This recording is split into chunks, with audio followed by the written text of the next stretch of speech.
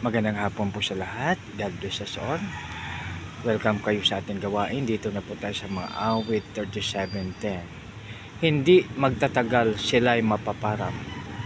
Kahit hanapin mo, hindi masumpungan. Purihin nawa ang Diyos sa pagbasa ng kanyang salita. Tayo manalangin. Panginoon, maraming salamat po sa iyong pagpapala, O Lord, sa pangalan ni Jesus naming Panginoon at Tagapagligtas. Amen and Amen. Tunghayan po natin dito sa 9. Ang magtiwala kay Yahweh mabubuhay, ligtas sa lupain at doon tatan. Ngunit ang masamay, ipagtatabuyan. Hindi magtatagal sila'y mapaparam, kahit hanapin mo, hindi masumpungan. Mga kaibigan, advantage po talaga pag tayo magtiwala sa ating Panginoon. Gawin natin ang mabuti, gawin natin ang maayos sa lahat ng pagkakataon, at ang kasamaan ay ating iiwasan. Pag yan pong ating gagawin, pagpapala ay sa atin. Ligtas tayo, mga kapatid. So napakagaling na kaligtasan, napakagandang kaligtasan pag tayo ay sa ating Panginoon.